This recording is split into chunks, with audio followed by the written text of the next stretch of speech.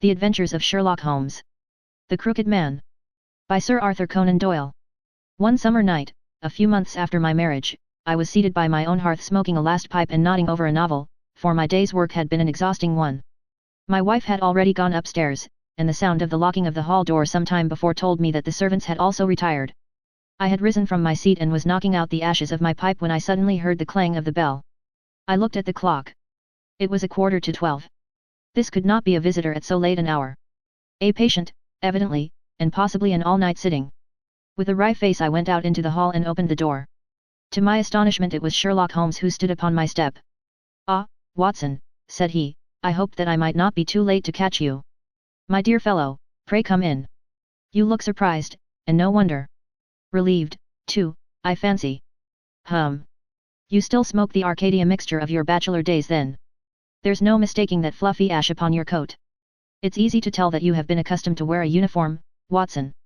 You'll never pass as a purebred civilian as long as you keep that habit of carrying your handkerchief in your sleeve. Could you put me up tonight? With pleasure. You told me that you had bachelor quarters for one, and I see that you have no gentleman visitor at present. Your hat stand proclaims as much. I shall be delighted if you will stay. Thank you. I'll fill the vacant peg then. Sorry to see that you've had the British workman in the house. He's a token of evil. Not the drains, I hope. No, the gas. Ah. He has left 2 nail marks from his boot upon your linoleum just where the light strikes it. No, thank you, I had some supper at Waterloo, but I'll smoke a pipe with you with pleasure. I handed him my pouch, and he seated himself opposite to me and smoked for some time in silence. I was well aware that nothing but business of importance would have brought him to me at such an hour, so I waited patiently until he should come round to it. I see that you are professionally rather busy just now, said he, glancing very keenly across at me. Yes, I've had a busy day, I answered. It may seem very foolish in your eyes, I added, but really I don't know how you deduced it. Holmes chuckled to himself. I have the advantage of knowing your habits, my dear Watson, said he. When your round is a short one you walk, and when it is a long one you use a hansom. As I perceive that your boots, although used, are by no means dirty, I cannot doubt that you are at present busy enough to justify the hansom. Excellent! I cried. Elementary, said he. It is one of those instances where the reasoner can produce an effect which seems remarkable to his neighbor, because the latter has missed the one little point which is the basis of the deduction. The same may be said, my dear fellow, for the effect of some of these little sketches of yours, which is entirely meretricious, depending as it does upon your retaining in your own hands some factors in the problem which are never imparted to the reader. Now, at present I am in the position of these same readers, for I hold in this hand several threads of one of the strangest cases which ever perplexed a man's brain, and yet I lack the one or two which are needful to complete my theory. But I'll have them, Watson, I'll have them. His eyes kindled and a slight flush sprang into his thin cheeks. For an instant only. When I glanced again his face had resumed that red Indian composure which had made so many regard him as a machine rather than a man. The problem presents features of interest, said he. I may even say exceptional features of interest.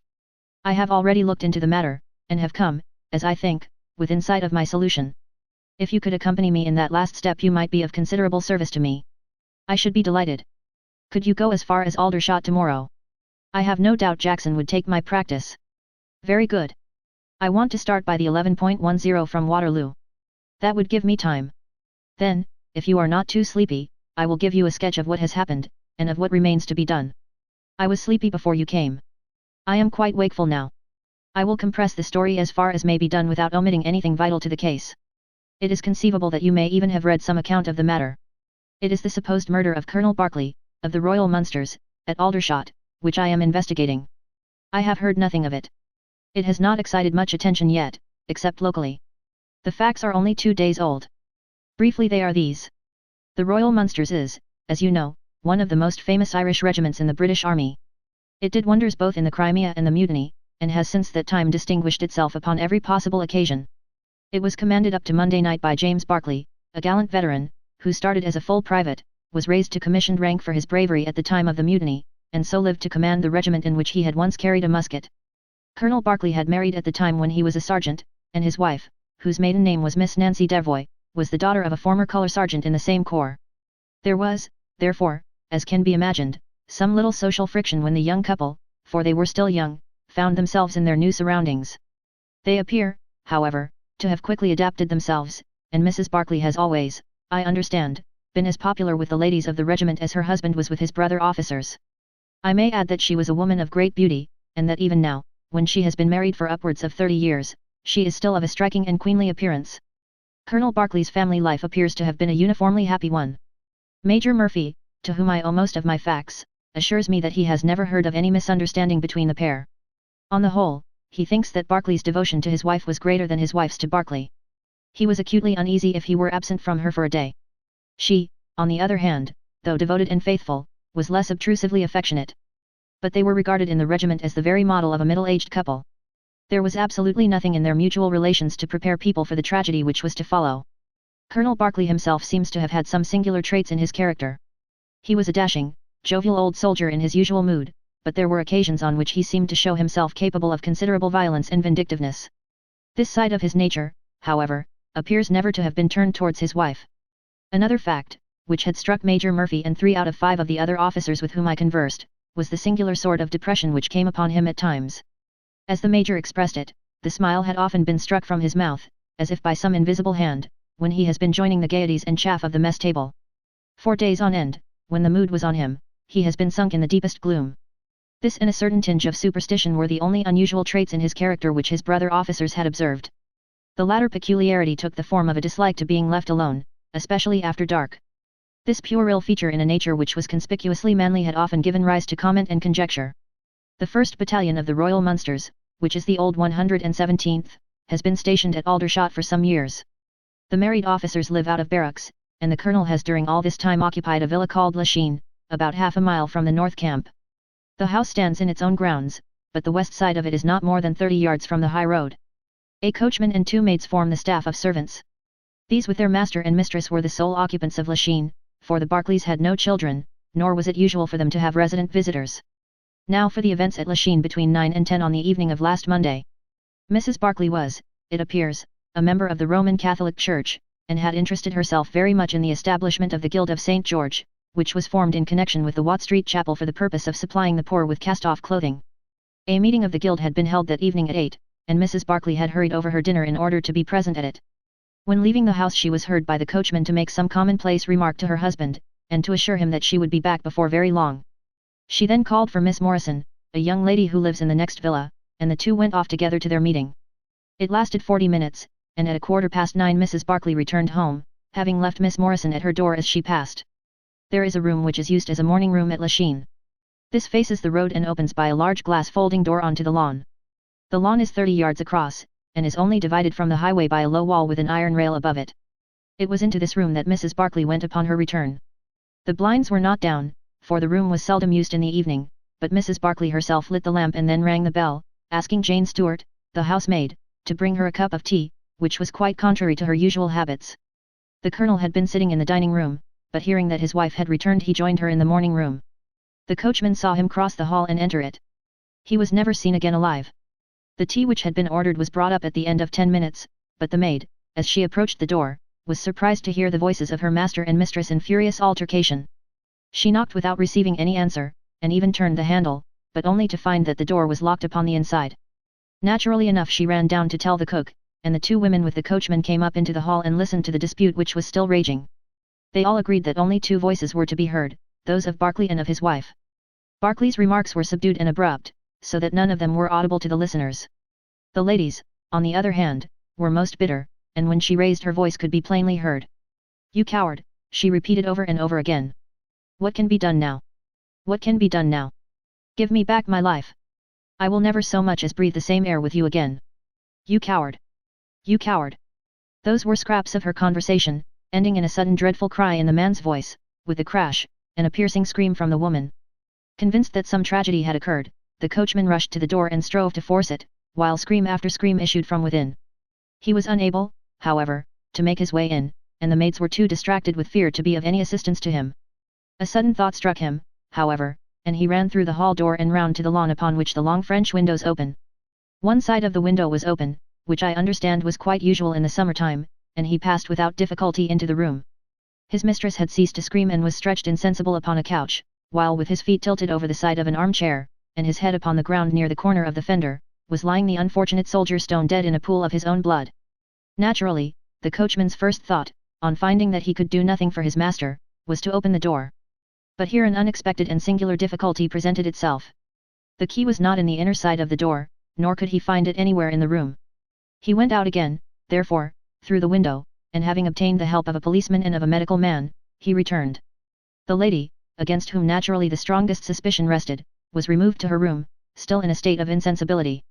The colonel's body was then placed upon the sofa, and a careful examination made of the scene of the tragedy. The injury from which the unfortunate veteran was suffering was found to be a jagged cut some 2 inches long at the back part of his head, which had evidently been caused by a violent blow from a blunt weapon. Nor was it difficult to guess what that weapon may have been. Upon the floor, close to the body, was lying a singular club of hard carved wood with a bone handle. The colonel possessed a varied collection of weapons brought from the different countries in which he had fought, and it is conjectured by the police that his club was among his trophies. The servants deny having seen it before, but among the numerous curiosities in the house it is possible that it may have been overlooked. Nothing else of importance was discovered in the room by the police, save the inexplicable fact that neither upon Mrs. Barclay's person nor upon that of the victim nor in any part of the room was the missing key to be found. The door had eventually to be opened by a locksmith from Aldershot. That was the state of things, Watson, when upon the Tuesday morning I, at the request of Major Murphy, went down to Aldershot to supplement the efforts of the police. I think that you will acknowledge that the problem was already one of interest, but my observations soon made me realize that it was in truth much more extraordinary than would at first sight appear. Before examining the room I cross-questioned the servants, but only succeeded in eliciting the facts which I have already stated. One other detail of interest was remembered by Jane Stewart, the housemaid. You will remember that on hearing the sound of the quarrel she descended and returned with the other servants. On that first occasion, when she was alone, she says that the voices of her master and mistress were sunk so low that she could hear hardly anything, and judged by their tones rather than their words that they had fallen out. On my pressing her, however, she remembered that she heard the word David uttered twice by the lady. The point is of the utmost importance as guiding us towards the reason of the sudden quarrel. The colonel's name, you remember, was James. There was one thing in the case which had made the deepest impression both upon the servants and the police. This was the contortion of the colonel's face. It had set, according to their account, into the most dreadful expression of fear and horror which a human countenance is capable of assuming. More than one person fainted at the mere sight of him, so terrible was the effect. It was quite certain that he had foreseen his fate, and that it had caused him the utmost horror. This, of course, fitted in well enough with the police theory, if the colonel could have seen his wife making a murderous attack upon him. Nor was the fact of the wound being on the back of his head a fatal objection to this, as he might have turned to avoid the blow. No information could be got from the lady herself, who was temporarily insane from an acute attack of brain fever. From the police I learned that Miss Morrison, who you remember went out that evening with Mrs. Barclay, denied having any knowledge of what it was which had caused the ill humor in which her companion had returned. Having gathered these facts, Watson, I smoked several pipes over them, trying to separate those which were crucial from others which were merely incidental. There could be no question that the most distinctive and suggestive point in the case was the singular disappearance of the door key. A most careful search had failed to discover it in the room. Therefore it must have been taken from it. But neither the colonel nor the colonel's wife could have taken it. That was perfectly clear. Therefore a third person must have entered the room. And that third person could only have come in through the window.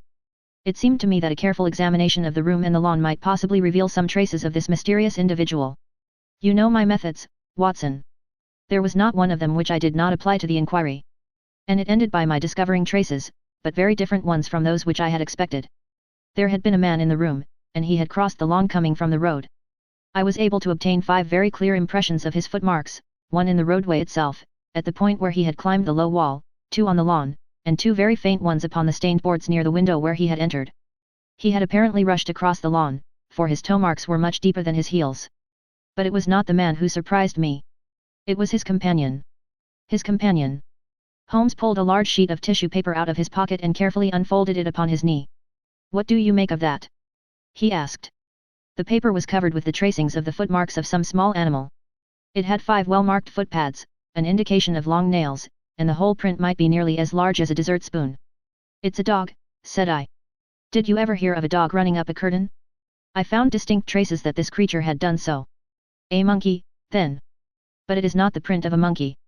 What can it be, then? Neither dog nor cat nor monkey nor any creature that we are familiar with. I have tried to reconstruct it from the measurements. Here are 4 prints where the beast has been standing motionless. You see that it is no less than 15 inches from forefoot to hind. Add to that the length of neck and head, and you get a creature not much less than 2 feet long, probably more if there is any tail. But now observe this other measurement. The animal has been moving, and we have the length of its stride. In each case it is only about 3 inches. You have an indication, you see, of a long body with very short legs attached to it. It has not been considerate enough to leave any of its hair behind it. But its general shape must be what I have indicated, and it can run up a curtain, and it is carnivorous. How do you deduce that? Because it ran up the curtain. A canary's cage was hanging in the window, and its aim seems to have been to get at the bird. Then what was the beast? Ah, if I could give it a name it might go a long way towards solving the case. On the whole, it was probably some creature of the weasel and stoat tribe, and yet it is larger than any of these that I have seen. But what had it to do with the crime? That, also, is still obscure. But we have learned a good deal, you perceive.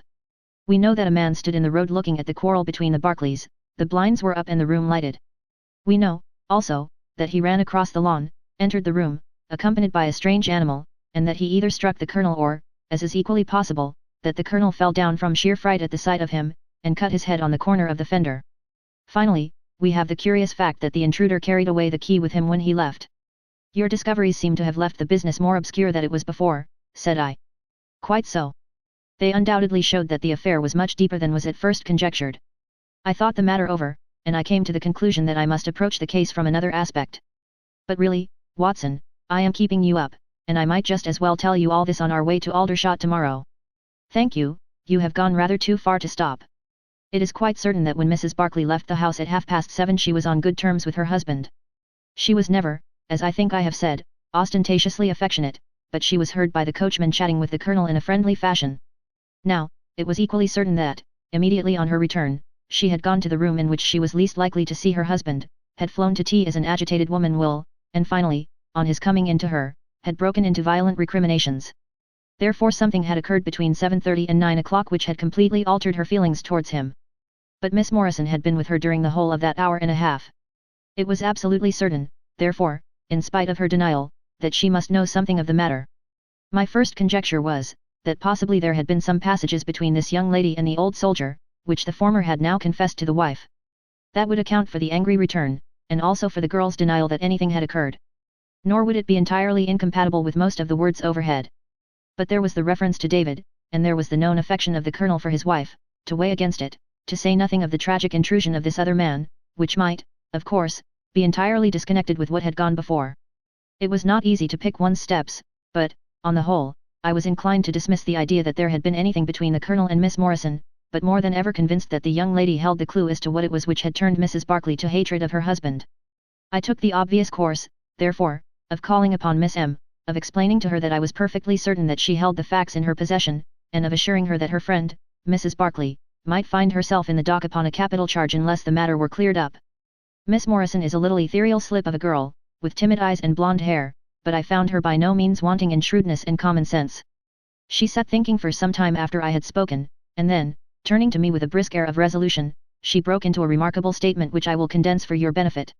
I promised my friend that I would say nothing of the matter, and a promise is a promise, said she, but if I can really help her when so serious a charge is laid against her, and when her own mouth, poor darling, is closed by illness, then I think I am absolved from my promise. I will tell you exactly what happened upon Monday evening. We were returning from the Watt Street Mission about 9:15 o'clock. On our way we had to pass through Hudson Street, which is a very quiet thoroughfare. There is only one lamp in it, upon the left-hand side, and as we approached this lamp I saw a man coming towards us with his back very bent, and something like a box slung over one of his shoulders. He appeared to be deformed, for he carried his head low and walked with his knees bent. We were passing him when he raised his face to look at us in the circle of light thrown by the lamp, and as he did so he stopped and screamed out in a dreadful voice, "My God, it's Nancy!" Mrs. Barclay turned as white as death, and would have fallen down had the dreadful-looking creature not caught hold of her. I was going to call for the police, but she, to my surprise, spoke quite civilly to the fellow. "I thought you had been dead this 30 years, Henry," said she, in a shaking voice. "So I have," said he, and it was awful to hear the tones that he said it in. He had a very dark, fearsome face, and a gleam in his eyes that comes back to me in my dreams. His hair and whiskers were shot with grey, and his face was all crinkled and puckered like a withered apple. "Just walk on a little way, dear," said Mrs. Barclay, "I want to have a word with this man. There is nothing to be afraid of." She tried to speak boldly, but she was still deadly pale and could hardly get her words out for the trembling of her lips. I did as she asked me, and they talked together for a few minutes. Then she came down the street with her eyes blazing, and I saw the crippled wretch standing by the lamp-post and shaking his clenched fists in the air as if he were mad with rage. She never said a word until we were at the door here, when she took me by the hand and begged me to tell no one what had happened. "It's an old acquaintance of mine who has come down in the world," said she. "When I promised her I would say nothing she kissed me, and I have never seen her since. I have told you now the whole truth, and if I withheld it from the police it is because I did not realize then the danger in which my dear friend stood. I know that it can only be to her advantage that everything should be known." There was her statement, Watson, and to me, as you can imagine, it was like a light on a dark night. Everything which had been disconnected before began at once to assume its true place, and I had a shadowy presentiment of the whole sequence of events. My next step obviously was to find the man who had produced such a remarkable impression upon Mrs. Barclay. If he were still in Aldershot it should not be a very difficult matter. There are not such a very great number of civilians, and a deformed man was sure to have attracted attention. I spent a day in the search, and by evening, this very evening, Watson, I had run him down. The man's name is Henry Wood, and he lives in lodgings in this same street in which the ladies met him. He has only been 5 days in the place. In the character of a registration agent I had a most interesting gossip with his landlady. The man is by trade a conjurer and performer, going round the canteens after nightfall, and giving a little entertainment at each. He carries some creature about with him in that box, about which the landlady seemed to be in considerable trepidation, for she had never seen an animal like it. He uses it in some of his tricks according to her account. So much the woman was able to tell me, and also that it was a wonder the man lived, seeing how twisted he was, and that he spoke in a strange tongue sometimes, and that for the last 2 nights she had heard him groaning and weeping in his bedroom. He was all right, as far as money went, but in his deposit he had given her what looked like a bad florin. She showed it to me, Watson, and it was an Indian rupee. So now, my dear fellow, you see exactly how we stand and why it is I want you. It is perfectly plain that after the ladies parted from this man he followed them at a distance, that he saw the quarrel between husband and wife through the window, that he rushed in, and that the creature which he carried in his box got loose. That is all very certain. But he is the only person in this world who can tell us exactly what happened in that room. And you intend to ask him? Most certainly, but in the presence of a witness. And I am the witness. If you will be so good. If he can clear the matter up, well and good.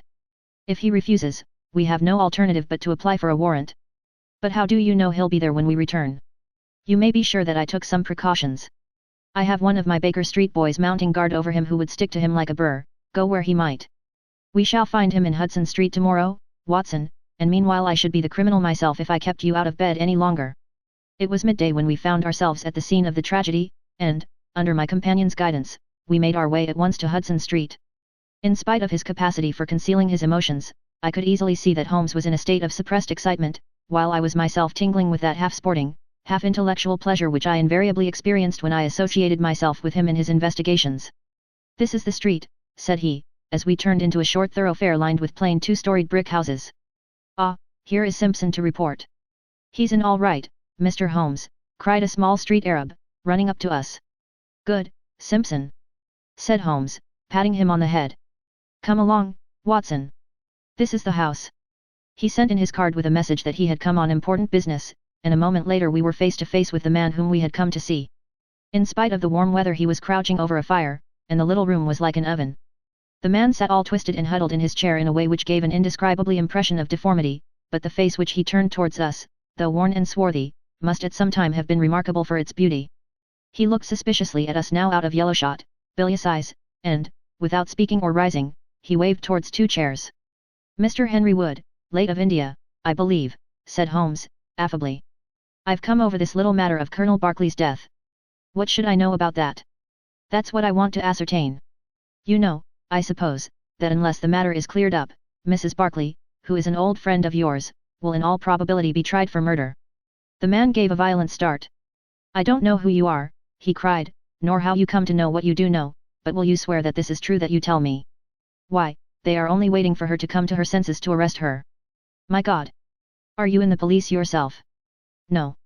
"What business is it of yours, then?" "It's every man's business to see justice done." "You can take my word that she is innocent." "Then you are guilty." "No, I am not." "Who killed Colonel James Barclay, then?" "It was a just providence that killed him. But, mind you this, that if I had knocked his brains out, as it was in my heart to do, he would have had no more than his due from my hands.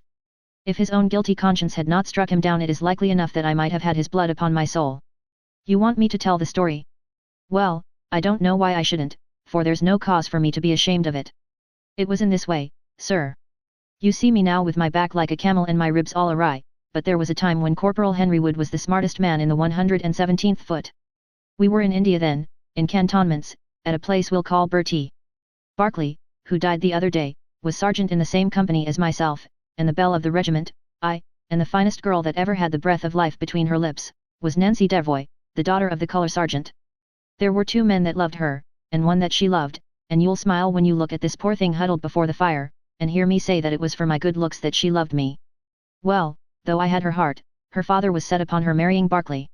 I was a harum-scarum, reckless lad, and he had had an education, and was already marked for the sword belt. But the girl held true to me, and it seemed that I would have had her when the mutiny broke out, and all hell was loose in the country. We were shut up in Bertie, the regiment of us with half a battery of artillery, a company of Sikhs, and a lot of civilians and women folk. There were 10,000 rebels round us, and they were as keen as a set of terriers round a rat cage. About the 2nd week of it our water gave out, and it was a question whether we could communicate with General Neill's column, which was moving up country. It was our only chance, for we could not hope to fight our way out with all the women and children, so I volunteered to go out and to warn General Neille of our danger. My offer was accepted, and I talked it over with Sergeant Barclay, who was supposed to know the ground better than any other man, and who drew up a route by which I might get through the rebel lines. At 10 o'clock the same night I started off upon my journey. There were 1,000 lives to save, but it was of only one that I was thinking when I dropped over the wall that night. My way ran down a dried-up watercourse, which we hoped would screen me from the enemy's sentries, but as I crept round the corner of it I walked right into 6 of them, who were crouching down in the dark waiting for me. In an instant I was stunned with a blow and bound hand and foot. But the real blow was to my heart and not to my head, for as I came to and listened to as much as I could understand of their talk, I heard enough to tell me that my comrade, the very man who had arranged the way that I was to take, had betrayed me by means of a native servant into the hands of the enemy. Well, there's no need for me to dwell on that part of it. You know now what James Barclay was capable of. Bertie was relieved by Neil next day, but the rebels took me away with them in their retreat, and it was many a long year before ever I saw a white face again. I was tortured and tried to get away, and was captured and tortured again. You can see for yourselves the state in which I was left. Some of them that fled into Nepal took me with them, and then afterwards I was up past Darjeeling. The hill folk up there murdered the rebels who had me, and I became their slave for a time until I escaped, but instead of going south I had to go north, until I found myself among the Afghans. There I wandered about for many a year, and at last came back to the Punjab, where I lived mostly among the natives and picked up a living by the conjuring tricks that I had learned. What use was it for me, a wretched cripple, to go back to England or to make myself known to my old comrades?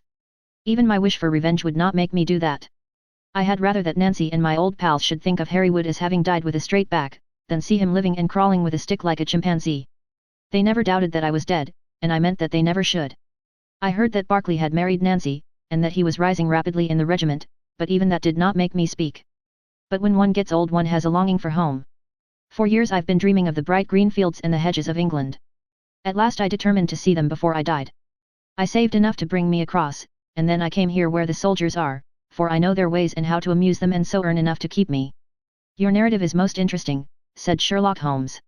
I have already heard of your meeting with Mrs. Barclay, and your mutual recognition. You then, as I understand, followed her home and saw through the window an altercation between her husband and her, in which she doubtless cast his conduct to you in his teeth. Your own feelings overcame you, and you ran across the lawn and broke in upon them. I did, sir, and at the sight of me he looked as I have never seen a man look before, and over he went with his head on the fender. But he was dead before he fell. I read death on his face as plain as I can read that text over the fire. The bare sight of me was like a bullet through his guilty heart. And then Nancy fainted, and I caught up the key of the door from her hand, intending to unlock it and get help. But as I was doing it, it seemed to me better to leave it alone and get away, for the thing might look black against me, and anyway my secret would be out if I were taken. In my haste I thrust the key into my pocket, and dropped my stick while I was chasing Teddy, who had run up the curtain. When I got him into his box, from which he had slipped, I was off as fast as I could run. Who's Teddy? Asked Holmes. The man leaned over and pulled up the front of a kind of hutch in the corner. In an instant out there slipped a beautiful reddish-brown creature, thin and lithe, with the legs of a stoat, a long, thin nose, and a pair of the finest red eyes that ever I saw in an animal's head. It's a mongoose, I cried. Well, some call them that, and some call them ichneumon, said the man. Snake catcher is what I call them, and Teddy is amazing quick on cobras. I have one here without the fangs, and Teddy catches it every night to please the folk in the canteen. Any other point, sir? Well, we may have to apply to you again if Mrs. Barclay should prove to be in serious trouble. In that case, of course, I'd come forward. But if not, there is no object in raking up this scandal against a dead man, foully as he has acted. You have at least the satisfaction of knowing that for 30 years of his life his conscience bitterly reproached him for this wicked deed. Ah, there goes Major Murphy on the other side of the street. Goodbye, Wood. I want to learn if anything has happened since yesterday. We were in time to overtake the Major before he reached the corner. Ah, Holmes, he said, I suppose you have heard that all this fuss has come to nothing. What then? The inquest is just over. The medical evidence showed conclusively that death was due to apoplexy. You see, it was quite a simple case after all. Oh, remarkably superficial, said Holmes, smiling. Come, Watson, I don't think we shall be wanted in Aldershot any more. There's one thing, said I, as we walked down to the station. If the husband's name was James, and the other was Henry, what was this talk about David? That one word, my dear Watson, should have told me the whole story had I been the ideal reasoner which you are so fond of depicting. It was evidently a term of reproach. Of reproach? Yes, David strayed a little occasionally, you know, and on one occasion in the same direction as Sergeant James Barclay. You remember the small affair of Uriah and Bathsheba? My biblical knowledge is a trifle rusty, I fear, but you will find the story in the 1st or 2nd of Samuel.